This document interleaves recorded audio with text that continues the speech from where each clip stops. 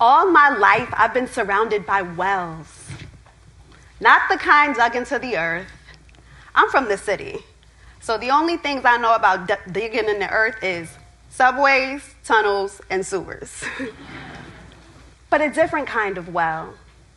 And I didn't always know what that meant until one morning it became crystal clear. It was 4:02 a.m., my birthday. The exact time my mother, Heather Clemens, would call every year without fail to pray over me and pray me into a new year of life. She believed that if she blessed my life at the moment I entered it, the year would follow in alignment. But that year, there was no prayer. Just the kind of silence that aches because she was gone. And I was tired in a way that sleep couldn't fix. That morning, sitting in the silence, I broke. Months earlier, my mentor, Jamie, had handed me a note with the therapist's information. I smiled, thanked her, tucked it away, telling myself I'd call later. But I didn't, because by then, I had been in and out of therapy long enough to know that, I didn't have time for all of that. But on that morning, broken open, I feverishly searched for that note like it was the last breadcrumb I had left. And it hit me. Jamie had chosen to offer me help before I knew I needed. Through that small act, she chose to be my well. In doing so, she showed me what it looked like to refuse to let me do life alone. And that my kind of wells didn't just hold water, they held me. But we've been told something different, haven't we? Strong people don't need anyone. Asking for help is a sign of weakness. And that independence is the safest form of survival. But real strength, it's knowing when to be a well and when to let yourself be tended to. Wells have always meant more than just water. In West African villages, women gather for water and wisdom. They trade presence as nourishment. In India, step wells rise like sacred temples for water, worship, and rest. And in the American South, some wells dug by enslaved hands were also quiet places for survival, resistance, and prayer to take root. Different continents, different languages, same truth. Wells hold us together. But here's what's changed. Modern Western life no longer forces us to gather for water. And without those built-in rhythms of necessity, connection isn't automatic anymore. Now it has to be intentional. Because when connection is a choice, not an obligation, it can be deeper, more meaningful, more alive. Wells are no longer places we go to. We are the wells now. Every time you listen, you're being someone's well. Every time you show up, you're keeping someone alive. And every time you let yourself be held, you're allowing someone to be the well they were meant to be. We continue to be the care and the nourishment that sustains life. December 22nd, 2020, I was hospitalized. I needed to have surgery to remove a tumor embedded in my spinal cord. After the surgery, I woke up paralyzed from the abdomen down with a spinal cord injury. It was during the pandemic and my family couldn't be there. A week later, as I transferred to Shirley Ryan Ability Lab, I braced myself to be forgotten, to disappear into the folds of everyone else's New Year beginnings. But I wasn't. Friends and family sent flowers, food, prayers, and playlists. Casey and Alex, they dropped off her care package with a white noise machine that had bird song to drown out the hospital buzz. Zalonda, a co-worker affectionately turned proxy mom, came every week just to sit with me. Even the nurses said, there's peace in this room. And they were right.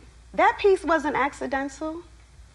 It's what it feels like when a well has been tended well.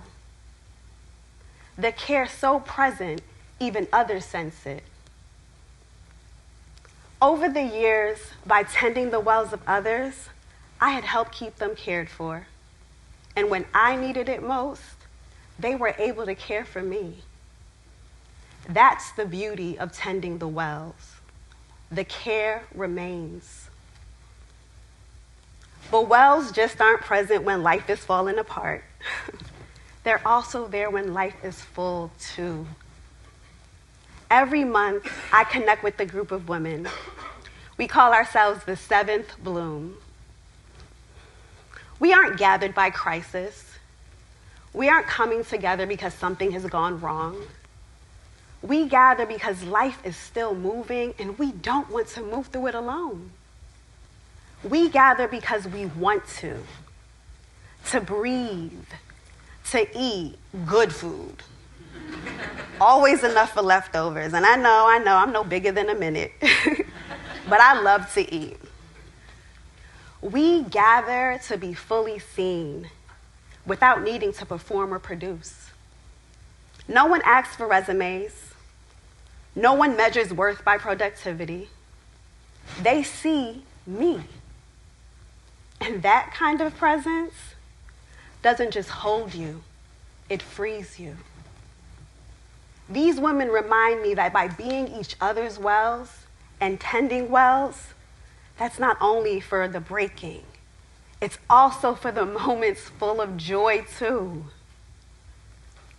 Crisis and joy is when we instinctively reach for connection. But they don't build it, they reveal it. They show us that we are the wells sustaining one another, kept alive by the connections we make and tend over time. Maybe you're hearing this and thinking, I can't do that. Actually, you can. Here's what it looks like when you choose to be a well. 1, you make your love specific. Don't just say, let me know if you need anything. Say, I see that you're having a really hard time taking care of yourself. I'll be over Thursday with some food. Don't worry about the mess. I'll hire a cleaning service for you. I'm coming over right now to take care of the baby so you can rest. The well has clarity when love is clear. 2, check in before there's a reason.